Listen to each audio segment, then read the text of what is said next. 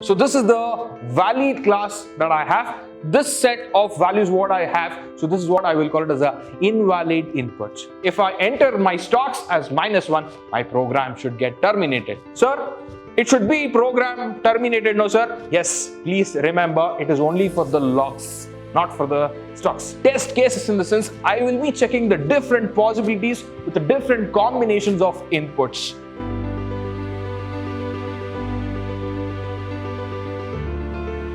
Hello everyone, I welcome all of you to the yet another interesting session with respect to the test cases of commission problem. Sir, you did not discuss the decision table for commission problem. So you will be asking a lot of questions like this. Yes, my dear students, very important point that you need to note. So the decision table is suitable for only some selected problems. It is not suitable for all the problems is what I would like to quote at this point of time. So then I will be discussing about this point in the next session. So please make a note on this. So what is that I am going to discuss in this session? So please make a note of this. So test cases for commission problem is what I am going to discuss in this session with all of you. Test cases for the commission problem.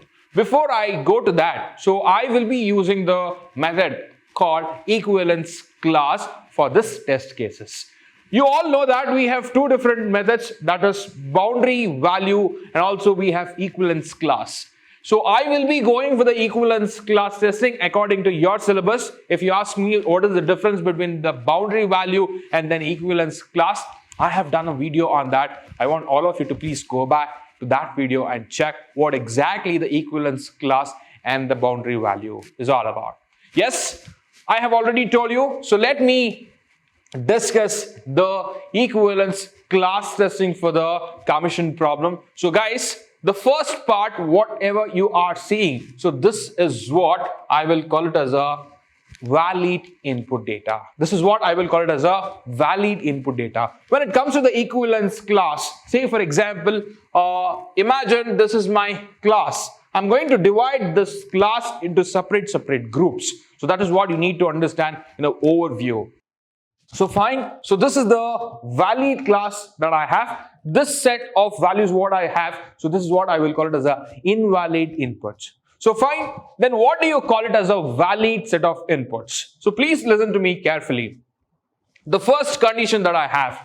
What is the first condition that I have? I will call the condition name as L1. So when it comes to this L1, so please understand the logs range should be between 1 and 70.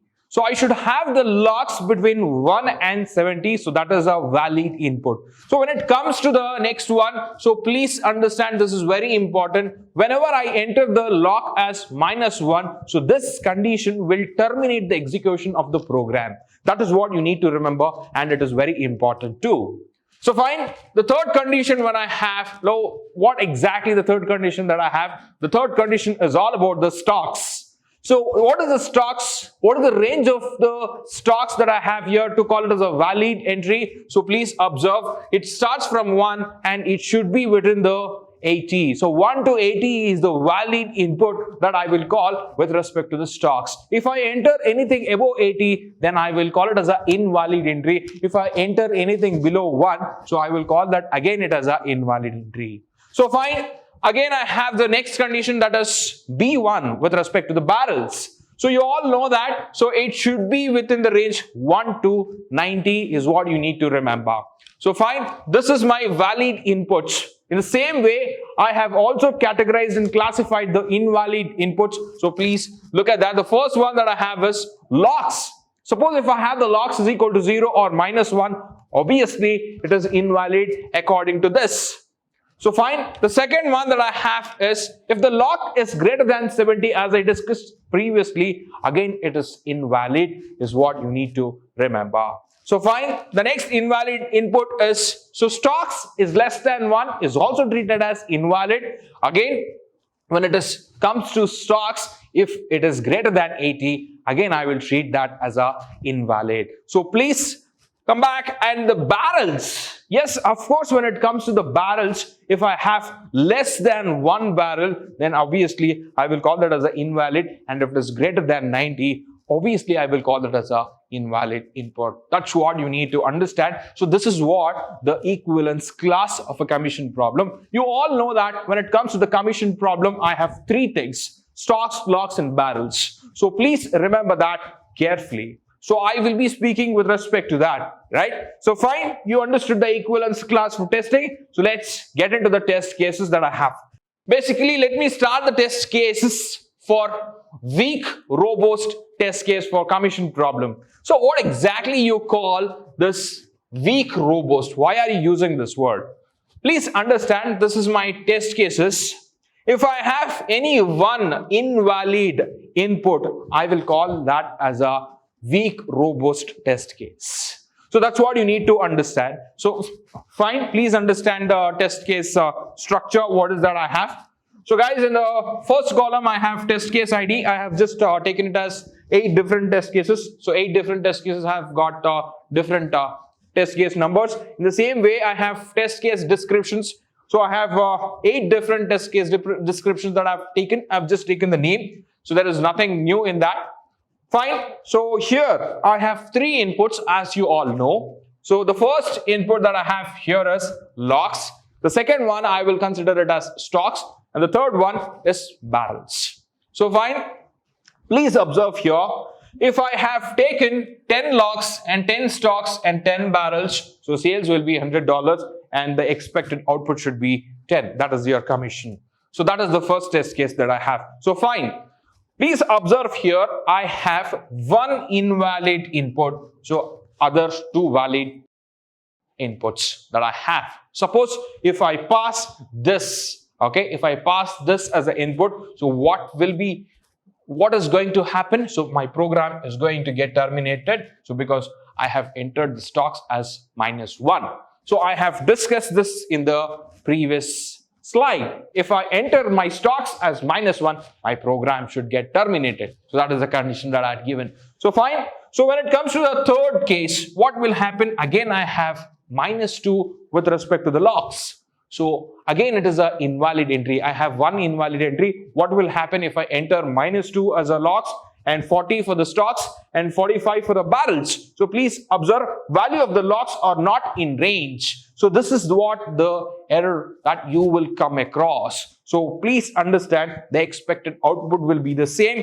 and then so that is what you will be writing. If you get the same output and the status of the test case, that you will be writing test case passed. So each test case you will be checking and you will be writing the actual output what you have got, and if that is matching, and you will be writing the test case status as test case passed. So what is the meaning of test case? Most of you will have the doubt. So please understand, test cases in the sense I will be checking the different possibilities with the different combinations of inputs.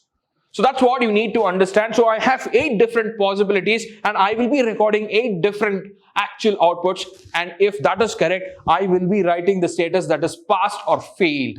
So please observe that. So fine, I will be verifying this. So I have 71 for my locks.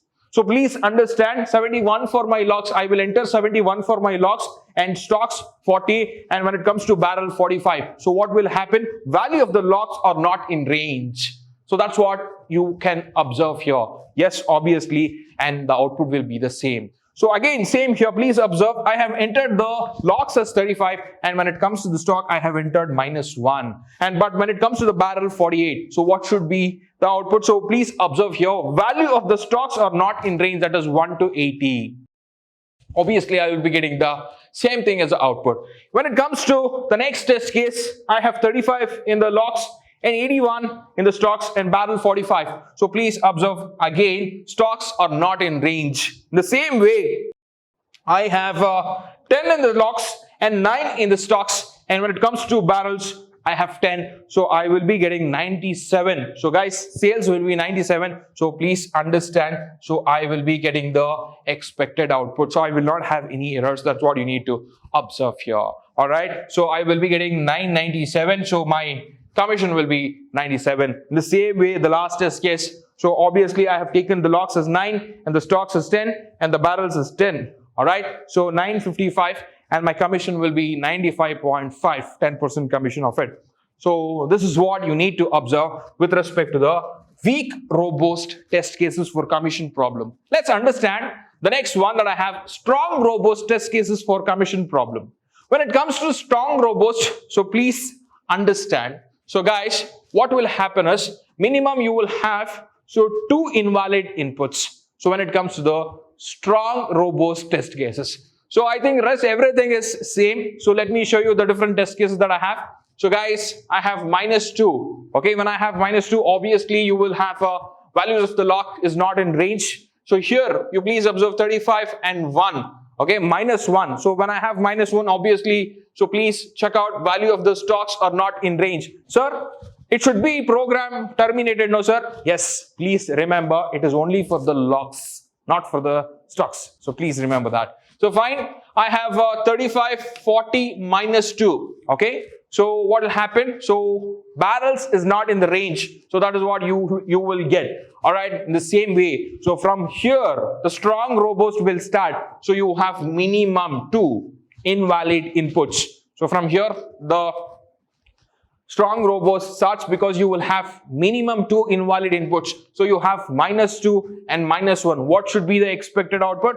So not a valid input for locks and stocks. Stocks and locks are not in range is what you can expect. In the same way, you have -2 for locks and -1 for barrels.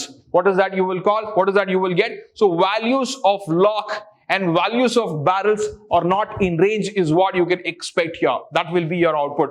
In the same way, please come to this one. So -1 and -1. So -1 for the stocks and -1 for the barrels. What is the expected output that you will get? Values of stocks and values of barrels are not in range is what you can expect the output. All right. The same way you have all the invalid inputs. So values of locks, stocks and barrels are not in range is what you can expect. So that is what your output will be from your test case. So this is the test cases with respect to the strong, robust and weak, robust with respect to the commission problem, my dear students. So with this, let me wind up the session for all of you. Hope you got the hang of the test cases of commission problem. Thank you, everybody.